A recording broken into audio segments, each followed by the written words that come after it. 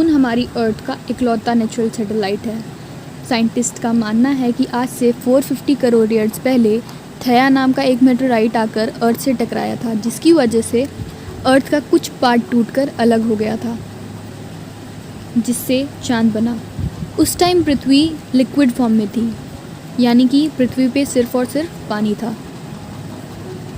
Moon 27.3 days में अर्थ का एक चक्कर पूरा करता है और पृथ्वी के ओशंस में आने वाले ट्रेड्स एंड टाइड्स के लिए भी मून ही जिम्मेदार है। तो आज हम आपको बताने जा रहे हैं पृथ्वी यानी कि अर्थ के इकलौते नेचुरल सैटेलाइट के बारे में। So let's start the video. Moon पर सिर्फ 12 मनुष्य गए हैं 1972 के बाद, यानी कि पिछले 46 ईयर्स में कोई भी एस्ट्रोनॉट चांद पर नहीं गया।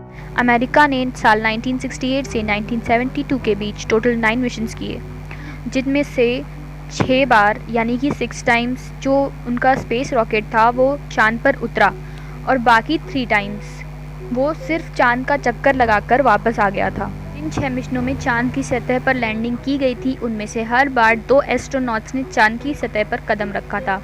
अब तक इस तरह टोटल 12 लोगों ने चांद की सतह पर कदम रखा है, जिनके नाम मैं आपको बताने जा रही हूँ। सबसे पहले हैं नील आर्मस्ट्रॉन्ग और दूसरे हैं एडविन बज़ ऑल्ड्रिन।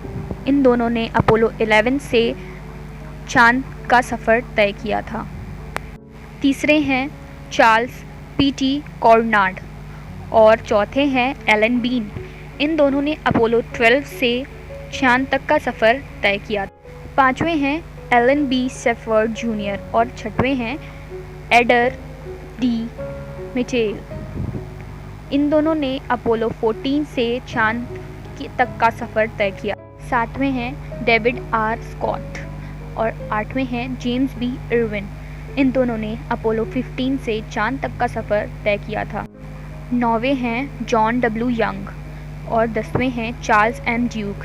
इन दोनों ने अपोलो 16 से चांद तक का सफ़र तय किया था। 11वें हैं यूगिनी सिरनान और आखिरी यानी कि 12वें हैं हैरिसन एच स्किमिट। इन्होंने अपोलो 17 से चांद तक का सफ़र। मून अर्थ की शेप का सिर्फ 27% ही है। मून का वेट अप्रॉक्स 81 अरब टन है। पूरा चांद आधे चांद से 9 गुना ज़्यादा चमकदार होता है। अगर चांद गायब हो जाए तो पृथ्वी पर दिन सिर्फ 6 घंटे का रह जाएगा। मून अर्थ का चक्कर लगाते हुए अपना सिर्फ एक पार्ट ही अर्थ की तरफ रखता है। इस वजह से मून का दूसरा भाग आज तक किसी भी अर्थ के ह्यूमन बीइंग ने नहीं देखा, लेकिन अंतरिक्ष यान यानी कि स्पेसशिप की सहायता से चांद के दूसरे हिस्सों की भी तस्वीर ली जा चुकी है। जब एलन स्पेड नाम के एस्ट्रोनॉट चांद पर उतरे थे तब उन्होंने एक गोल्फ बॉल को हिट किया था, जो कि 800 मीटर तक दूर गई थी। अगर आपका वजन अर्थ पर 190 न्यूटन है तो चांद पर आपका वजन लो ग्रेविटी की वजह से 162 न्यूटन ही होगा, यानी कि अर्थ पर आपके वजन का 1/6 पार्ट ही होगा। इसलिए ही चांद पर अंतरिक्ष यात्री ज़्यादा उछल कूद कर सकते हैं। जब सारे अपोलो स्पेसशिप्स चांद से वापस आए थे तो वहाँ से उन्होंने टोटल 296 रॉक के टुकड़े लाए थे, जिनका वजन 382 केजीज था। क्या आपको पता है मून हर साल अर्थ से 4 सेंटीमीटर दूर खिसक रहा है? अब से 50 अरब ईयर्स बाद मून अर्थ के चक्कर लगाने में 47 डेज़ का पूरा समय लेगा, जो कि अब 27.3 डेज़ में कर रहा है। पर ये नहीं होगा क्योंकि अब से 5 अरब ईयर्स बाद पृथ्वी ही सूर्य के साथ नष्ट हो जाएगी।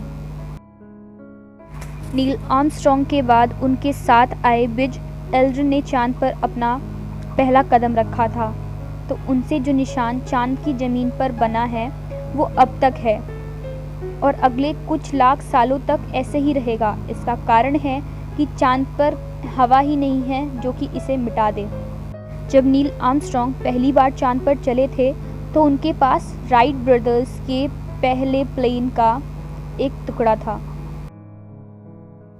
आर्मस्ट्रॉन्ग चांद पर उतरने वाले पहले व्यक्ति होंगे, इस बात का निर्णय मार्च 1969 में एक मीटिंग में कर लिया गया था। इस निर्णय में आर्मस्ट्रॉन्ग की प्रतिभा और अनुभव के साथ कुछ भूमिका इस बात की भी थी कि नासा प्रबंधन का यह मानना था कि वो बहुत ही विनम्र और अच्छे स्वभाव के व्यक्ति हैं।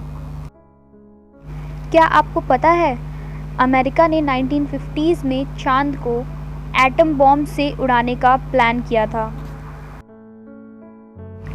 मून के रोशनी वाले हिस्से में टेम्परेचर 180 डिग्री सेल्सियस तक पहुंच जाता है, जबकि अंधेरे वाले हिस्से में -150 डिग्री सेल्सियस तक। हमारे सोलर सिस्टम में टोटल 181 सैटेलाइट्स हैं, जिनमें से चांद का आकार 5वें नंबर पर है।